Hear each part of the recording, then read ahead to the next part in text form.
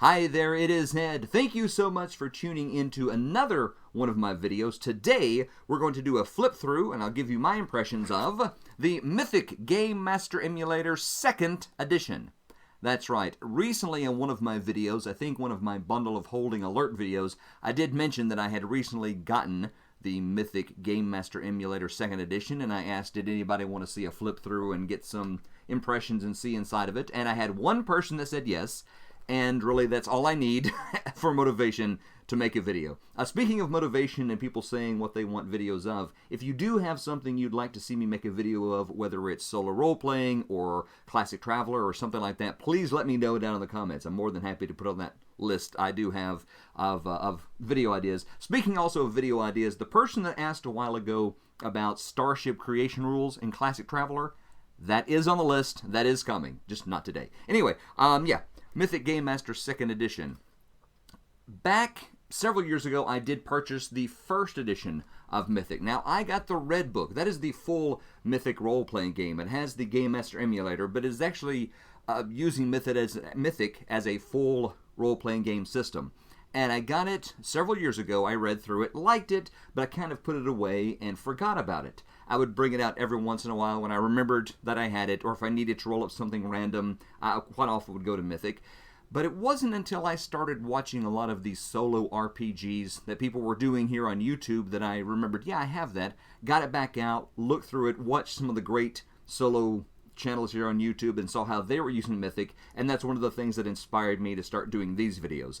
So when I heard on the Word Mill Games email list, yes, they do have one, and I saw Tana saying that there was going to be a 2nd edition coming out, to be honest, I was like, do I need that? Am I going to get that?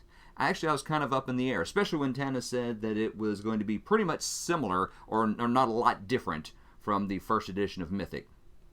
So I was a little up in the air. Was I actually going to get it? I actually did get it because I had heard some good things about it. And right now, I'm going to flip through this book, show you some of the features of it, some of the things that I like of it. And at the end, I will tell you, should you buy this book? Let's find out. So, Mythic Game Master Emulator 2nd Edition. Raise it up so the light glare is not quite on the cover quite so much. So there it is. I did get the coil-bound version. You find this on Lulu. Got the coil-bound because I feel like this is the kind of book you'll use at the table. I use it quite often just open. And if it was one of the hardbound would probably open up and lay flat. But a lot of times the soft-bound, if it's sort of, I think it's the case binding or perfect bound. Anyway, they don't lay flat unless you crack the spine or bend the pages. And I didn't want to do that. So I did go with the coil-bound. So far, I'm very happy with my choice for the coil-bound. I know a lot of people have opinions about that. Some people don't like them. Anyway, for this specific book, worked out great. Anyway, let's check it out. So inside of here, have all the credits, have a quick note from Tana about Mythic, table of contents, and then we get into Mythic Adventures. What is Mythic? How do you use it? What are the features of it? Fate questions. Throughout the book, you'll see a lot of these sort of light purple boxes that'll tell you a little more information about whatever it is they're talking about. So, always good to have those. And here we talk about the random events. We have some information over here about what is different. So if you have the 1st edition or any of the other variations along with it, right here you'll learn what's different in this edition rather than the 1st edition. And then we have our different elements that you're going to find in Mythic. And talk about our lists, the meaning, expectations, interpretations, coming to terms with the different terms you're going to see throughout the book. And again, just talking about how you can use this with your specific chosen RPG. There is information later on about using Mythic as an RPG by itself. I don't think, and if Tana watches this, please correct me if I'm wrong, I don't think there's plans to make a separate Mythic RPG book. Originally, like I said, I had the red book, and that was meant to be an RPG in and of itself, but also had the Game Master emulation. I don't think that's what's planned for this book. I think this is going to be the Mythic book going here on out. And then we get right to fate questions. Now, something you see a lot in this book are these great flow charts, and they're very large, they're very legible, and they'll take you through the entire process. So this talks about how to make a fate question, what you're going to do, like ask the fate question and determine the odds, do a fate chart or a fate check, which is something new in this, and interpret the results. Actually, it talks about when should you actually ask a fate question, so determining that sometimes is important. And then we go to the fate chart. If you are familiar with first edition, you'll notice that looks very different. There were originally 11 different possibilities for entries. Now there's only 9. Shrunk that down. I like that. I think that's good. When you looked at some of the older edition, a lot of these different odds were very same. It's like, is it nearly impossible, or mostly impossible, or kind of maybe a little bit sort of, it was very granular, super granular. I think these are nicer, more broad categories. And of course, then we still do have the different percentages. Much like in first edition, you have your large number, that is roll below that to get a yes answer. If you roll below the smaller number, that's an exceptional yes. If you roll over that number, that is a no. And if you roll over the small number to the right, that is an exceptional no.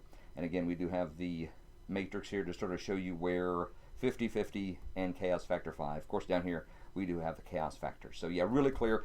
I got to be honest, as a mature gamer in my 50-somethings, I appreciate this. In the first edition, the text for the numbers was so small.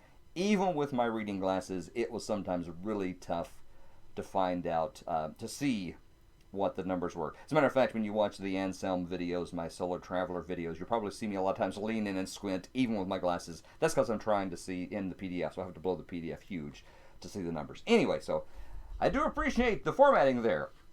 And that's one of the things I actually like about the entire book. It is formatted really well. We have some example odds. So if you're new, here are the odds between certain and impossible, and different things that you might be asking, like, is the creature hostile?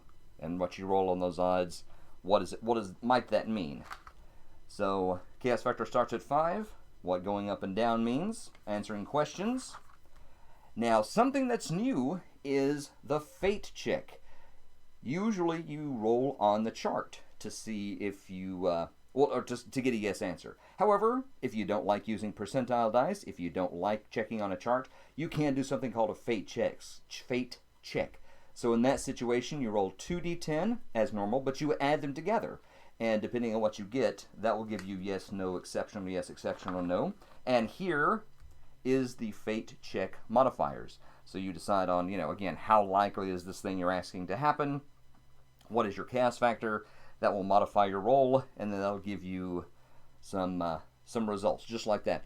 It's kind of simple. It's kind of elegant if you don't want to be referring to a chart. Now, again, I'm a gamer of a certain age. I remember charts fondly. I like a chart now and again. But if you don't like that, and maybe you don't want to have to cross-reference, you just want to be able to look at one thing, know quickly, did you succeed? Did you get a yes or no answer? This might be a way you want to go. I like that as an option. I haven't used that yet, but I do like having that as an option.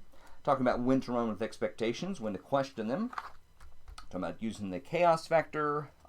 Also, this is where we use fate questions to replace RPG rules. Right here, there's a box talking about using Mythic as an RPG. Again, like I say, may be wrong, and I'm more than happy to be corrected, but I believe that this book is going to serve as an RPG if you wanted to. And I think it could serve that way pretty well. Anyway, fate questions as RPG rules, and then we have a big example. One of the things I really love about this edition of Mythic is that there are tons, and I mean tons, of examples. So if you are brand new to solo role-playing, if you're brand new to the Mythic system, you're going to find a lot of these examples within the text when they're talking about specific concepts. But then there will almost always, at the end of a chapter, be a big example talking about all the information, everything that is within that chapter, and adding it to the game. So, kind of weird here with the artwork, with the coil bound. Anyway, I regret nothing. Well, not about that, at least. All right, then talking about random events. So, as you probably remember, random events can pop up when you're starting a scene, or when you roll a random event during the adventure when you ask a mythic question. So it talks about the different type of random events. And here we go, generating random events. So this is sort of the process, considering the context, determining event focus, determine event meaning, and then interpreting the results. And here we have the random event focus table, much like the original 1E1 you've seen me use many times. If you've watched any of my Adventures of Anselm, these are all the same. different percentages. They've been moved around, but there's a new one called current context. So if you do roll, I believe that's 86 to 100, it will be, the random event will be related to whatever's going on at the moment in your adventure.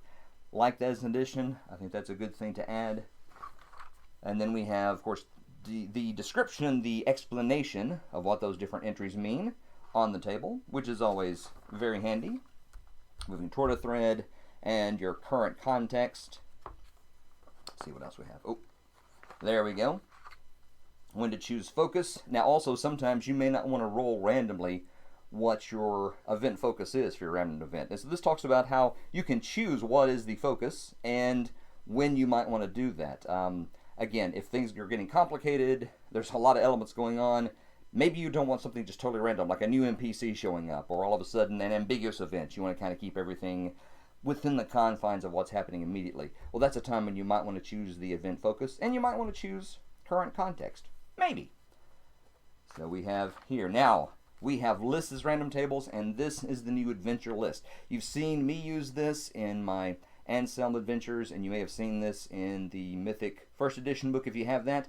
And they were just lists, just threads list, characters list, but now they've put them both on this adventure list table, and what they've done is they have given everything numbers.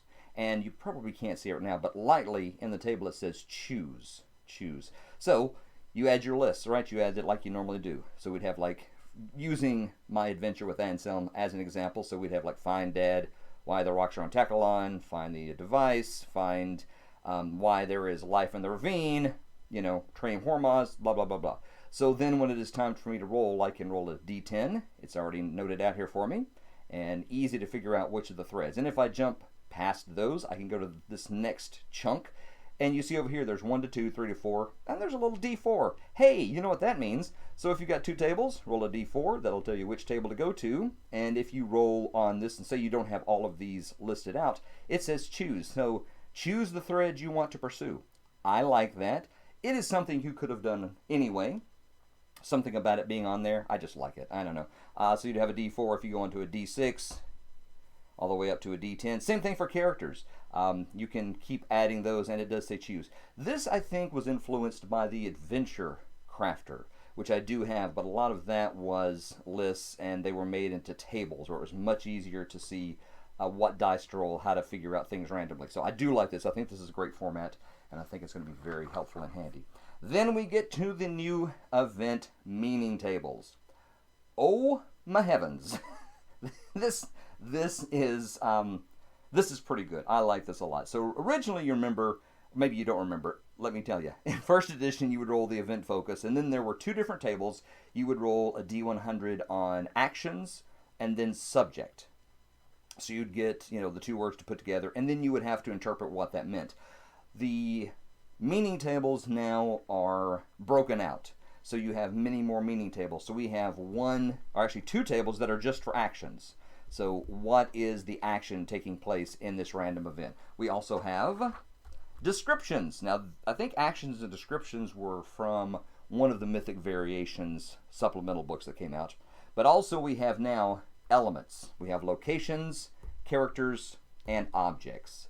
So you've broken the random event meanings out into many more tables, and you can roll as you wish. So let's say you have an NPC action. Well, then you can roll one of your rolls on action 1, one of your roll on action 2, put them together, using the context, interpret what that means, and go from there. Maybe you have a new character, like a new NPC arrives. Well, then you might want to roll the description to see what they look like. Or you might want to roll the action to see what they're actually doing when you first find them.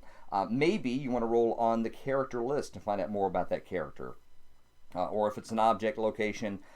The way it talks about in the book, I think it's intended that you roll, say, 2 for character, you roll 2 for description, you roll 2 for action. I bet, if you wanted to, you could roll once on action and once on descriptor, or once on character and once on description, or vice versa. I have a feeling you can mix these up as much as you want to come up with inspiration for your random event. Anyway, doesn't say that in the rules, but I bet you could. And if you buy it, you could do what you want to with it, right? So we have that. Moving on, interpreting the events. What to do that. Also, choose the right meaning. So it gives you some direction When would you want to choose the action meaning table, the description meaning table, and the elements meaning table? When would you want to do those? And we have some examples of random events. So the context, the event focus, and then what they might mean in those different things. And again, we have a big random event example. Again, love all the examples that are packed into this book. So we move along to scenes.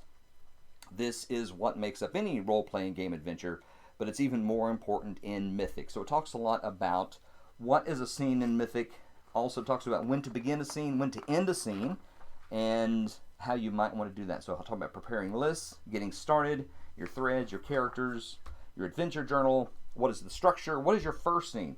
I really like this because it goes into a lot of detail how to come up with your first scene. Sometimes that's the most difficult part, I find, in coming up with a random solo adventure. What is going to happen? What is going to be our inciting action that gets us involved in the adventure? Well, here we have some great examples. You might have an inspired idea.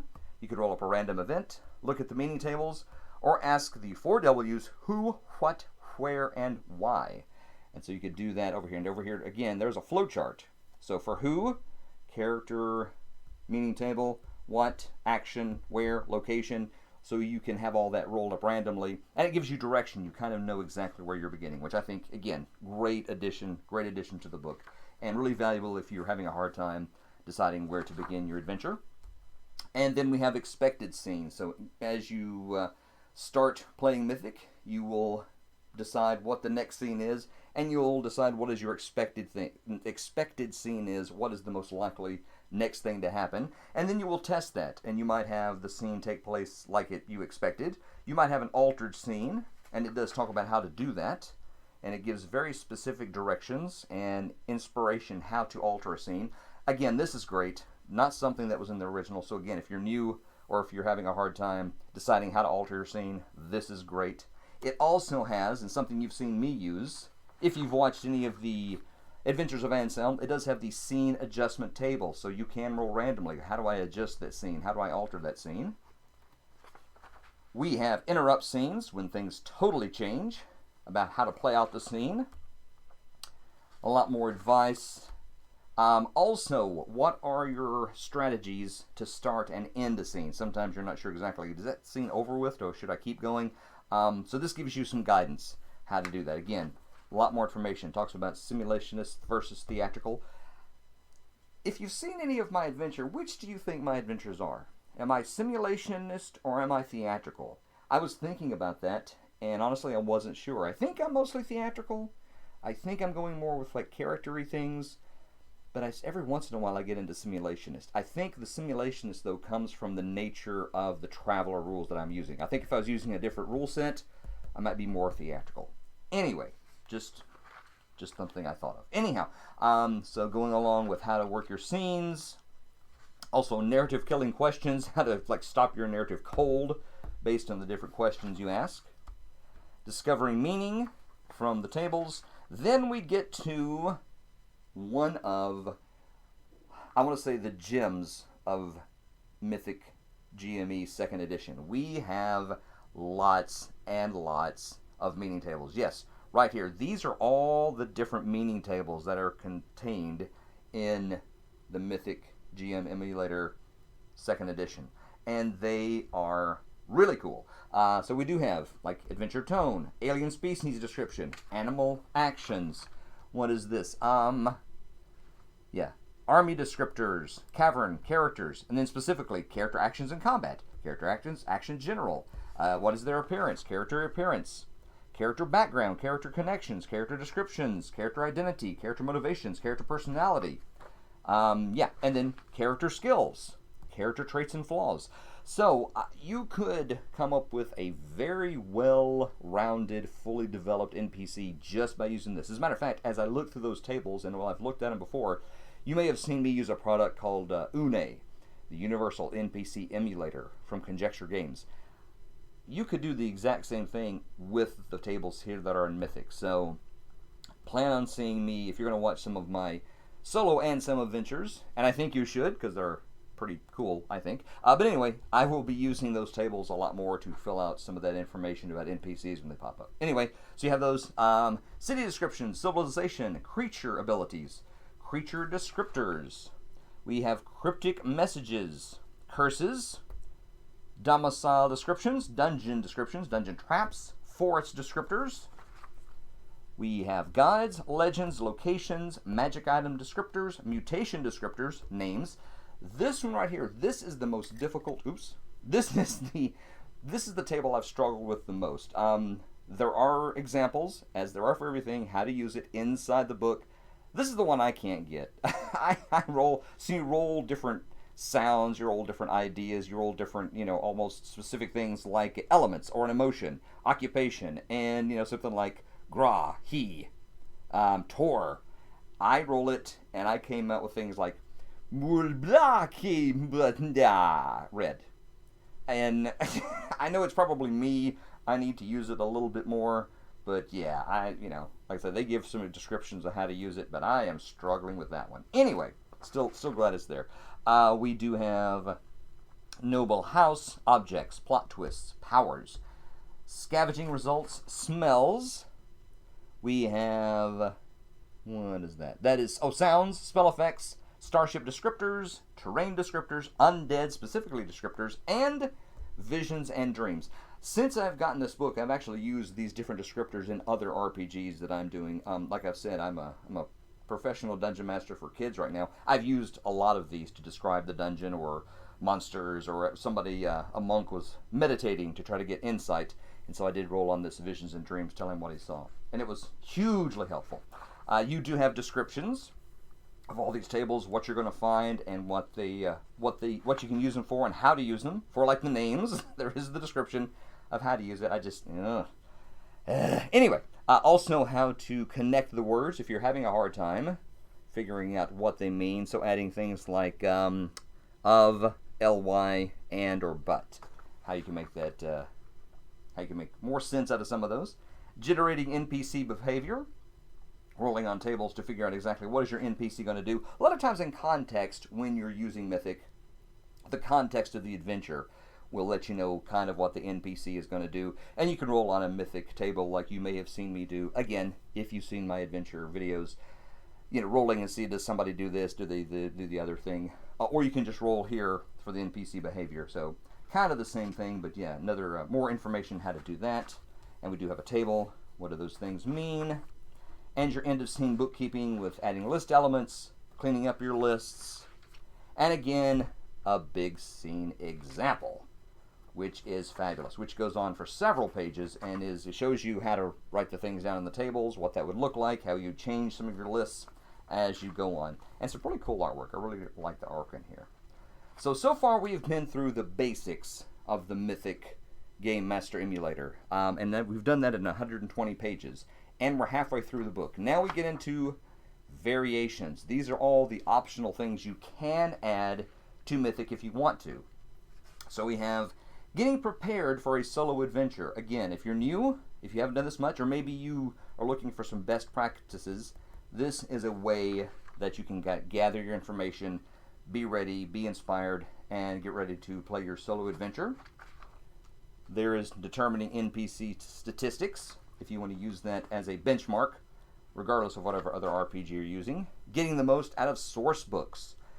A lot of times, if you're like me, or like almost any gamer, you've got plenty of other books you can use as inspiration. RPG books, maybe fiction books, maybe a comic, maybe even a film, I would think. Anything you want to use for inspiration.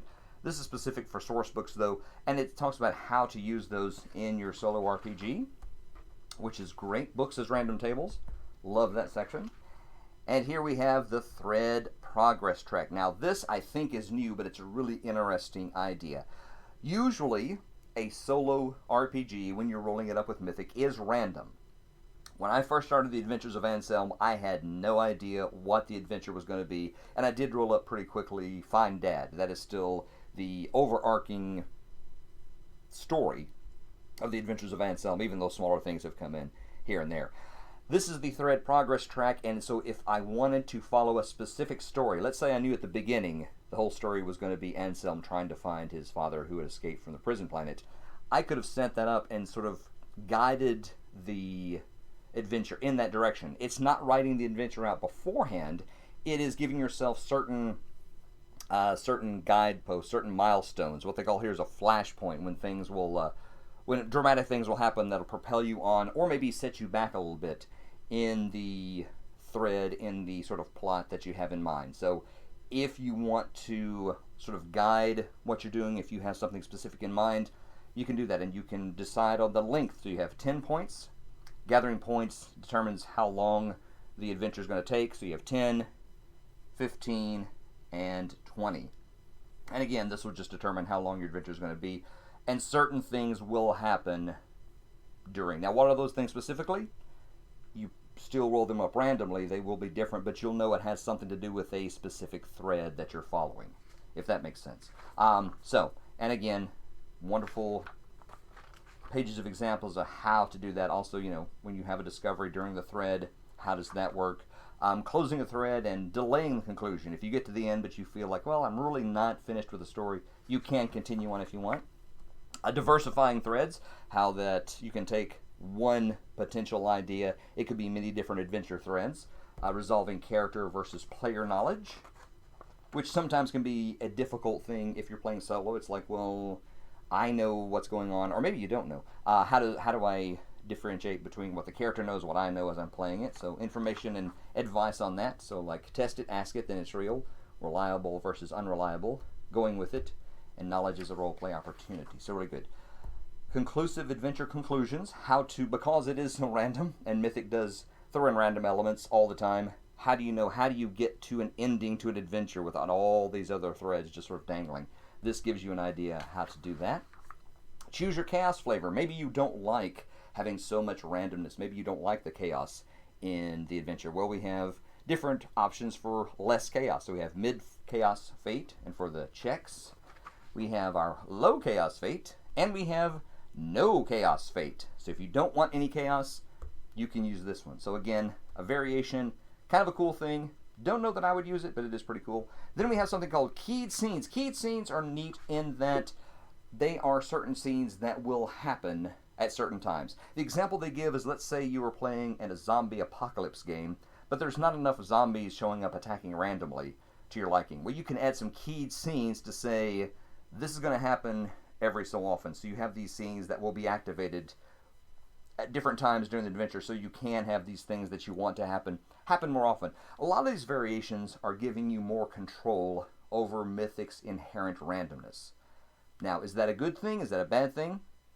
Leave it up to you. Maybe you like the randomness. I kind of like the chaos. I like the randomness. I like not knowing what's going to happen. But I can also see that this would be handy if you sort of wanted to have things like superhero fights, or if you wanted to have zombies show up, or if you wanted specific...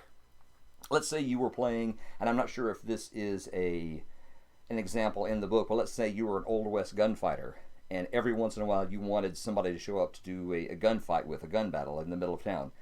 That would be a keyed scene. So you can make sure those things do happen more often than they would maybe with just rolling randomly in Mythic. We do have a record sheet, again a full page showing you that. Talking more about the keyed scenes, and something that a lot of people ask, using Mythic with prepared adventures. A lot of people's like, well, I have all these adventure modules, I have these adventures, how do I use them and do them randomly and do them solo? And this part of the book will tell you how to do that. You have to modify the adventure a little bit, as you might imagine. You have to modify how you play with Mythic a little bit. And I haven't done this, so let me just sort of say that. I have not used this process to play a prepared adventure. And let me know if you'd like to see that. If you'd like to see me do a small prepared adventure, let me know. I would be willing to go through that and learn and walk through doing that. It wouldn't take the place of Anselm. Anselm's story is still going to be going on for a while, I think. But this is another thing that I'm willing to do. And it would be interesting to me to see how would you do this if I found like a one-shot D&D adventure or something that was fantasy-based. How could I use this part of the book and play a prepared adventure solo? Anyway, again, let me know if that's interesting to you. But it talks about how to do that, how you have adventure features, how you sort of have some different scenes, you test the way you would use Mythic, and like that. Handling complicated campaigns. I feel like I'm going to have to read this again to digest. I read it when I first went through the book, but I feel like in some ways Anselm's story and so many different random threads are getting in there, it's almost could potentially get too complicated. So right now I'm not there, but maybe at some point I need to check into that. We'll see. All right. That, and also how to use the adventure crafter with, peril points. Forgot about that. Peril points, how you could have things pop up. You can actually have a point system to have more danger, more randomness happen. And then Adventure Crafter using Mythic. Adventure Crafter is another book by Wordmill Games. Really cool. It is more about creating adventure that you will then take and run with a group.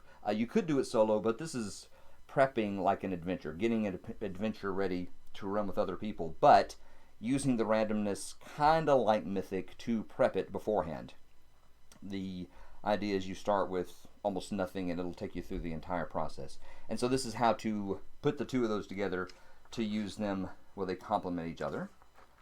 We also have some information where to get more support from the website and various things like that, social media and Patreon. There is a Wordmill Games Patreon.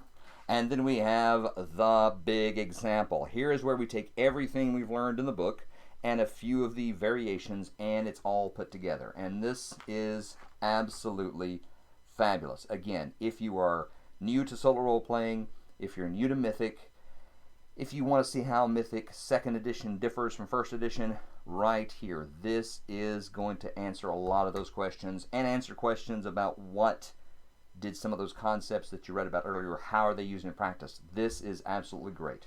And as I said, I'm so happy there are many more of these, because it is important, I think, to see examples, because some of the concepts are a little abstract until you see them in play, like almost any other role-playing game, but really I think especially with Mythic. So anyway, this is fabulous, and you get this cool eyeball monster. So that's awesome. So talking about all that, they do show you how you fill out some of the charts, how that might influence things, what those might look like, which again I think is very valuable. And then we have a rules summary. This is also great because you do have the bold heading. So, fate questions, fate is RPG, rolling on list, and then you have bullet points. Bam, bam, bam. So easy reference in the back. If you forget a rule, or how do I use this rule, or when would I use this rule? A great rule summary in the back. And then we have full pages of all the charts you're going to find in the book. So adventure journal, lists, everything. And there's one, well, not one, there's maybe a couple, but they're also put specifically on pages. This is meant, I think, if you have the PDF, you can just print these out. If you have a book, a physical book like I have, Wordmill Games has a great resources page. You can find all of these there. You can print them out, download them as a PDF and print them out. But you have all of these pages with all of the tables. So easy to reference, which I think is fabulous. We have all of the elements tables back here, so you don't have to find them in the book. They are back here. Every single one. Right back here. Then we also have all the things about scene adjustment, NPCs. We have our thread progress tax, our fate questions. We have our different chaos charts if you want to use different levels of chaos. We have our keyed scenes record sheet. We have using prepared adventure focus table, adventure features list, all the things you would want to use if you were using a prepared adventure. And then we have a full color page of the cover art. And then we have a thank you to the Mythicist? I'm going to go with that. Mythicist patrons. And that is Mythic Game Master Emulator 2nd edition right there. Like I said, I did get the coil bound. You can find this on Lulu in hardcover at this recording for $41.95, or in this lovely spiral bound softback for $37.95. Also find it on DriveThruRPG as a PDF for $14.95, and several print-on-demand options there if you want premium color, hardcover, softcover. The only place you can find the spiral bound version is on Lulu so far. You can also find it on Amazon. The hardcover is there. You can also buy the PDF on the Wordmill Games Patreon page and itch.io. A lot of different places. So yeah, that is Mythic. So, should you buy Mythic Game Master Emulator 2nd edition? And I'm going to say maybe. And the only reason I say maybe is that if you have the 1st edition of the Game Master Emulator from Mythic, and you have both Mythic Variations books 1 and 2, and you have all of the Mythic magazine compilations, or you have the actual Mythic magazines, then maybe you wouldn't necessarily want to get this, because a lot of what you have is in this as well. Now, with the Mythic magazines and variations, you have a lot more material than you're just going to find in this book. So if you're one of those people who's a huge fan of Mythic and you have everything Mythic, then maybe you wouldn't want to buy 2nd edition. However, I think if you're that big a Mythic fan, you probably already have this. So if you were just beginning with solo role-playing, or if you've done a little dabbling here and there, I would heartily and without reservation say yes, you should definitely get the Mythic Game Master Emulator 2nd edition. I think a lot of the changes that Tana has made in here make a lot of sense. I think it's not vastly different from the original edition, so if you do have the 1st edition and you kind of dabbled with it like I did, pick this up. I think a lot of the examples that is in here will make things much more clear. I think the tables, which are so prevalent throughout the entire book, really help explain a lot of the concepts. And if, like I say, if you're brand new, I think this would be a great introduction to solo role-playing if it's something that you're interested in getting started in. So yes, heartily recommend checking out the Mythic Game Master Emulator 2nd edition. So, yeah, hope you enjoyed that. Let me know if you did like this. Let me know if you do pick up the Mythic 2nd edition. Again, I think it's great, but let me know what you think. Leave a comment down below, and love to hear what you guys think as well. There is another Anselm video coming up in the very near future, but until then, I will see you next time.